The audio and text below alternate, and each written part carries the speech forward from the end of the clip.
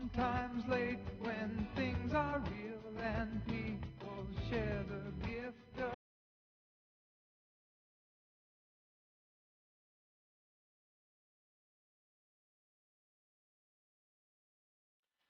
8 de la mañana con 14 minutos. Con frío recibimos esta mañana a dos que hace mucho que no vienen, ¿verdad, Teresita? Que hay rosca de reyes o tamales. Pues sí, porque estos no traen más que hambre. No nos dan, ¿verdad? ¿Sí, sí nos das a dar? No. No, tú no, David, ya estoy hablando de allá. No. Cristal de Santiago, bienvenida a redes sociales, ¿cómo estás? Buenos días.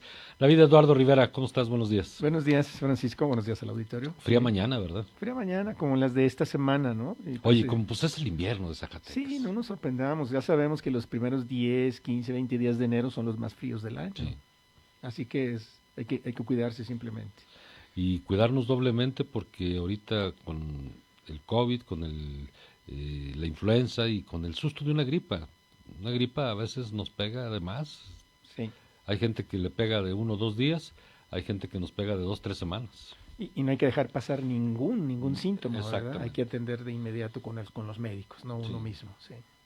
David, Así es. oye, y la otra parte antes de que se me olvide, y no se automedique, hay un llamado también de la Organización Claro. Mundial de la Salud que en estos momentos si le da una gripe, por ligera que sea, atiéndase, porque llegan muchos médicos, muchos pacientes con contagios de gripa, de influenza, pero llegan tan sobremedicados que se engaña al cuerpo. Completamente, sí. Así es que tómenlo muy en cuenta. David, ahora sí, perdón. No, al contrario. Eh, en una ocasión, Francisco, auditorio, leí por ahí esta frase: el fin de una era. Y en respuesta a un mensaje de nuestro auditorio, quisiera como armar este pequeño comentario. Bueno, el fin de una era, leí en esa ocasión, es una frase atribuida a quien era ministro de Exteriores, así se le llamaba entonces, del Imperio Británico a principios del siglo XX, un señor de nombre Edward Grey. Y lo dijo, según aquella lectura que recuerdo, la noche del 3 de agosto de 1914. Usted rápidamente conectará la fecha. ¿Qué sucedía en el mundo? Bueno, Alemania acababa de declarar la guerra a Francia, luego la haría con Bélgica, y este señor sabía que al día siguiente el Reino Unido también se sumaría a la contienda. Es lo que los historiadores contemporáneos llaman la Gran Guerra, y había ya iniciado en agosto de ese año, y ese ejemplo, sin duda, de forma indudable, pues, es lo que podría catalogarse como el final de una era. Así pues, la crisis de aquel año, fue julio, agosto, no fue vista en un principio como algo que podía desembocar en un cataclismo que traería, como lo supimos después en las crónicas de la propia guerra, traería la caída de 4 dinastías europeas y la disolución de 3 imperios también en todo el vasto territorio europeo. Y una vez que empezó, sin embargo, nadie parecía dudar entonces que la Primera Guerra Mundial, así llamada, representaría lo que este señor había dicho, el final de una era. Y por supuesto, más tarde, el mundo se dio cuenta que del resultado del conflicto dependió qué ideas y qué instituciones acabaron imponiéndose en Europa. Por cierto, hoy tambaleándose. ¿Por qué esta reflexión? Bueno, porque precisamente el mensaje de nuestro auditorio aludía a esa pregunta. ¿Es la pandemia del coronavirus también o representa también el final de una era que estamos viviendo? Y yo me pregunto, ¿cuándo es que vemos el final de una era? Bueno, hay veces, como en la Europa de ese principio del siglo XX que hemos descrito, donde el cambio fue completo, dramático y terrible, nadie lo duda. Lo peor que ha hecho la humanidad es elevar a un nivel mundial un conflicto bélico. Por ejemplo, uno puede rescatar, digamos, narraciones en torno a la Europa de esos años. Por ejemplo, mire, la ciudad de Viena en 1910, justo cuando acá también iniciaba un movimiento armado, la ciudad de Viena en ese año era una ciudad bohemia, artística, políglota, soñadora y frenéticamente intelectual. Y gracias a la guerra, y lo digo subrayadamente, se convirtió en una ciudad dividida, hambrienta, caótica y humillada 9 años después. O también hay otro ejemplo muy claro en la crónica mundial. Nadie en San Petersburgo, en la Rusia de 1920, con el país sumido en una guerra civil, iba a dudar que las cosas habían cambiado. Eso en los ejemplos notorios. Hay, sin embargo, ocasiones en que una sociedad, un país entero, vive transformaciones tremendas, profundas y duraderas que serán vistas años después como momentos históricos. Pero apenas nadie durante esos días está consciente de ello. Y tal vez eso esté sucediendo ahora. Es decir, tal vez pensemos que sea el final de una era cuando esta pandemia, que todavía tiene su curso largo, pase. No sabemos a ciencia cierta si será la representación del final de una etapa o de una época o de una era en la historia de la humanidad. ¿Por qué? Porque en ocasiones los cambios de era pasan desapercibidos, aunque también es fácil creer que siempre estamos viviendo en uno, ahora mismo, por este contexto. Y mire, los historiadores y los periodistas que hacen investigación histórica también tienen una tendencia a llamar a todo evento del que informan como un suceso histórico, y quizá por ello cada transición, cada cambio de situación es visto como un cambio tectónico a largo plazo. Hasta hace poco creíamos, por ejemplo, que en la política, como en la cultura, los tiempos se mueven lentamente y a menudo pasan casi desapercibidos para sus propios actores. Pero resulta que esta pandemia del coronavirus ha demostrado que eso ya no ocurre más, al menos por este tiempo. De ahí, creo yo, la idea de nuestro auditorio de plantearnos la pregunta: ¿vivimos el fin de una era? Bueno, vayámonos a situaciones más rápidamente, pero más contemporáneas. Es fácil recordar, por ejemplo, el 2016 como un año repleto de calamidades políticas inesperadas y de resultados electorales impensables que hoy están viviendo su epílogo. Fue un punto de inflexión ese año. Fue un momento en que algo se rompió en Occidente, no hay que olvidarlo.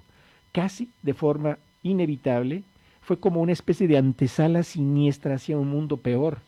Me refiero a la llegada del señor llamado Donald Trump a la presidencia norteamericana y que está a unos cuantos días de retirarse en medio de un escándalo y, como alguien dijo, seguramente pasará el resto de su vida frente a los tribunales. Nos imaginamos, pues, si observamos en retrospectiva el 2016, como un año que venía y no podía ser peor, al menos así. Pero quizá ese año y el siguiente, el 17, el 18, el 19, incluyendo el terrible año 2020, se conviertan muy pronto realmente en el ocaso del viejo orden liberal y el retorno a un nacionalismo chusco, anticosmopolita y con tintes autoritarios como el que ahora estamos padeciendo en muchos lugares, incluyendo en el nuestro. ¿Cómo recordaremos pues el 2020 en respuesta a quien nos formuló la pregunta desde el auditorio? Bueno, lo único que podríamos decir con certeza es que aún nos resulta difícil saberlo. Y lo digo porque, mire, va a ser muy fácil olvidar a Donald Trump en la Casa Blanca. Lo que no va a ser fácil ni improbable fue su victoria, es decir, cómo fue que llegó ahí. Recuerde que Clinton recibió casi 3 millones de votos más que Trump, o este nuevo presidente Joe Biden es ahora el presidente electo más votado en la historia de ese país. Y solo se explica por qué una ley electoral obsoleta y 3 milagrosas victorias en 3 estados que le podían dar elecciones dieron aquel resultado.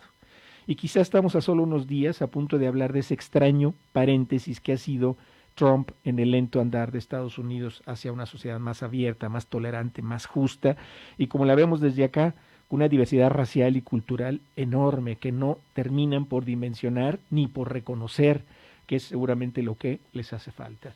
Y por eso es igualmente posible que el 2016 fuera el primer paso de una reacción antiglobalista cada vez más imparable, fruto de cambios sociales que ya estaban presentes, pero que no eran tan obvios. Por eso es que cuando se viven los cambios de época o de era, no nos damos cuenta de ellos en el momento. Y mire, para finalizar, esto lo describe muy bien un afamado escritor norteamericano de ciencia ficción y de fantasía, muy premiado, William Gibson. Él escribió también hace muy poco que el futuro ya está aquí, solo que no está distribuido de manera uniforme. Yo creo que esto podría ser cierto, pues sin duda existen lugares en todo nuestro mundo, aún medio invisibles que están viviendo en el futuro que muchos gobiernos y muchos ciudadanos temen y en el que no quieren estar, por supuesto.